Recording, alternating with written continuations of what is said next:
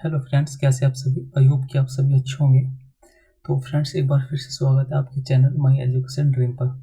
तो फ्रेंड्स, जैसा कि आप जानते हैं, हमारी सीरीज चल रही है सीसीएस यूनिवर्सिटी मेरठ का जो एमए एजुकेशन फर्स्ट ईयर का जो क्वेश्चन पेपर है, हम उसको डिस्कस कर रहे हैं। तो उसी सीरीज को कंटिन्यू रखेंगे और आज नेक्स्ट क्वेश्चन पेपर डिस्कस करेंगे जो है methodology of educational research and educational statistics, यानी कि जो सांख्यिकी वाला पार्ट्स होता है एजुकेशन स्टैटिस्टिक्स वाला, उसका जो आपका पेपर कोड जो G202 जो एमए फर्स्ट ईयर में दिया हुआ है, उसी क्वेश्चन पेपर को डिस्कस करेंगे। बहुत इंपॉर्टेंट वीडियो होने वाली है ये, ठीक है फ्रेंड्स। तो फ्रेंड्स, वीडियो को स्टार्ट करते हैं।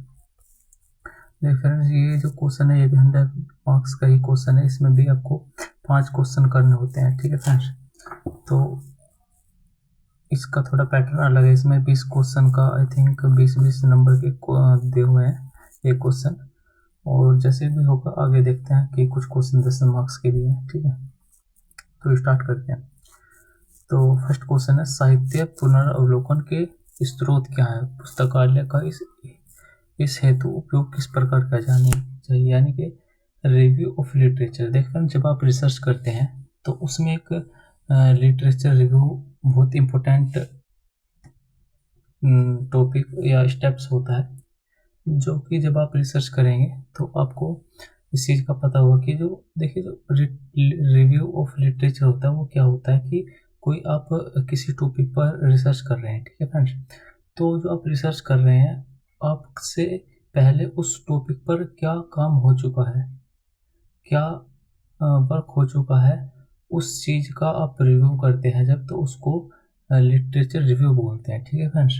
तो ये जो फर्स्ट क्वेश्चन है, आपको यही क्वेश्चन पूछा गया है कि जो रिलेटेड रिव्यू ऑफ लिटरेचर है वो क्या होता है, और जो लाइब्रेरी होती है उसका यूज्ड क्या है इसका, ठीक है। तो ये आपका फर्स्ट क्वेश्चन है। नेक्स्ट क्वेश्चन है, परिकल्पना को परिभाषित कीजिए। दिशायुक्त व दिशाहीन परिकल्पना को उदाहरण सहित विस्तार से समझाइए। नेक्स्ट क्वेश्चन है, हाइपोथेसिस। ये भी देखना, ये जो आज का क्वेश्चन पेपर है थोड़ा आपको डिफरेंस तब थोड़ा डिफरेंट टाइप का लगेगा, क्योंकि हो सकता है आप यूसीनेट की तैयारी करें तो आपको इजी लगेगा, लेकिन अगर आपने यूसीनेट का सिलेबस नहीं देखा तो आपको कहीं ना कहीं ये क्वेश्चन थोड़े अलग टाइप के लगेंगे, क्योंकि जो ये सारा क्वेश्चन पेपर है ये रिसर्च स्टैटिस्टिक्स का ही क्वेश्चन पेपर है, ठीक है। तो ये क्वेश्चन है हाइपोथेसिस, यानी कि जो देखिए हाइपोथेसिस 2 टाइप की होती हैं, null hypothesis and alternative hypothesis. तो फ्रेंड्स, जिसको H1 भी बोलते हैं, जो हाइपोथेसिस जो ये होती है दिशायुक्त और दिशाहीन, यानी कि डायरेक्शनल एंड नॉन डायरेक्शनल जो टाइप होते हैं, ये H1 की 2 टाइप्स होते हैं, ठीक है। तो आपसे ये प्रश्न पूछा गया है कि जो हाइपोथेसिस है इसको डिफाइन कीजिए, एंड जो डायरेक्शनल एंड नॉन डायरेक्शनल जो हाइपोथेसिस है उसको एक्सप्लेन कीजिए, ठीक है। तो ये क्वेश्चन भी आपको 20 नंबर का पूछा गया है। और नेक्स्ट क्वेश्चन है, अनुसंधान प्रयोगात्मक की विधि, यानी कि experimental methods of research. Experimental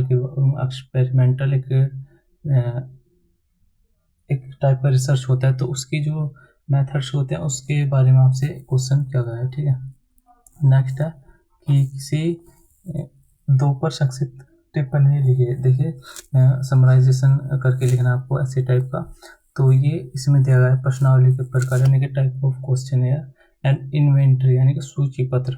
और थर्ड है विश्वसनीयता और वैधता, यानी कि validity and reliability is the most important topic in research statistics, ठीक है फ्रेंड्स। तो आपको उसके बारे में क्वेश्चन पूछोगे। नेक्स्ट एक्शन रिसर्च, ये भी बहुत एजुकेशन फील्ड में ही किया जाता है, जो क्रियात्मक यानी कि एक्शन रिसर्च होता है, तो यहाँ से क्वेश्चन पूछा गया है। नेक्स्ट है जो बहुलक से, आप देखिए जो रिसर्च स्टैटिस्टिक्स होता है उसमें ये मोड, मिड एंड मीन, यानी कि जो मध्यमान, माध्यिक और बहुलक जो 3 होते हैं, अपने आयोग की आपने 10th क्लास में, फिर मैथ का ही पार्ट्स होता है स्टैटिस्टिक्स, ठीक है। तो उसमें वही थोड़ा उससे अलग होता है ये, क्योंकि रिसर्च के संदर्भ में आपसे क्वेश्चन करते हैं, तो आपको ये डाटा दिया हुआ है तो आपको इसका मोड निकालना है, ठीक है फ्रेंड्स, और उसकी डेफिनेशन वगैरह भी लिखनी है। इसके प्रॉपर सूत्र होते हैं, फॉर्मूलाज होते हैं जो आप अप्लाई करके ये सभी चीज़ों को सोल्व करते हैं, ठीक है। नेक्स्ट है स्टैंडर्ड डिविएशन, यानी कि मानक विचलन। जैसे यहाँ पे आपसे पूछा गया है कि जो डाटा दिया हुआ है आपको समक यानी कि डाटा दिया हुआ है उसको मोड निकालिए उसका, ठीक है। तो उसी तरीके से जो 6th क्वेश्चन है इसमें आपसे पूछा गया है, इसमें हाँ 6th क्वेश्चन में आपको स्टैंडर्ड डिवीजन यानी SD पूछा गया है। ये भी आपका 20 नंबर का क्वेश्चन है। नेक्स्ट है निम्न आंकड़ों के लिए कॉल पियर्सन सहसंबंध गुणांक की गणना तथा व्याख्या की, यानी कि एक कार्ल पियर्सन जो होता है, कार्ल पियर्सन कोफिशिएंट कोरिलेशन होता है, वो आपसे निकालने के लिए बोला गया। यहाँ पे ये डाटा दिया हुआ है, आपको इस चीज़ को सोल्व करना है, ठीक है।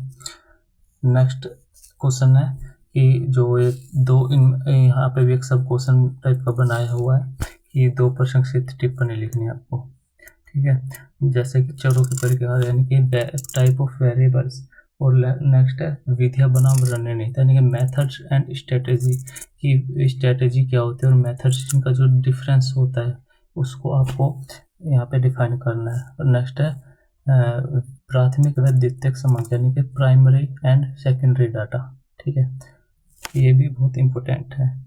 संभाव्यता न्यायादर्शन यानी प्रोबेबिलिटी सैम्पलिंग, यानी कि सैम्पलिंग 2 टाइप्स की होती हैं, अगर आप डेप्थ में पढ़ेंगे, probability sampling and non probability sampling, जिसको हिंदी में संभाव्यता न्यायादर्श कहते हैं, और संभाव्यता न्यायादर्श और गैर संभाव्यता न्यायादर्श। तो आपको यहाँ पे आपको संभाव्यता यानी कि प्रोबेबिलिटी सैम्पलिंग के बारे में आपको बताना है, ठीक है।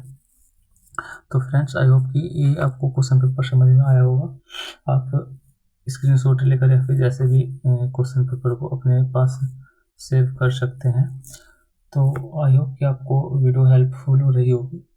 तो वीडियो अच्छी लगी तो लाइक करना, और जैसा कि हमारी सीरीज चल रही है उसकी अलग से प्ले लिस्ट बना दी गई है, तो आप आपसे पहले 3 क्वेश्चन पेपर को डिस्कस कर चुके हैं। अगर आपको उन सभी कोड के देखना है तो आप प्ले लिस्ट को चेक कर सकते हैं।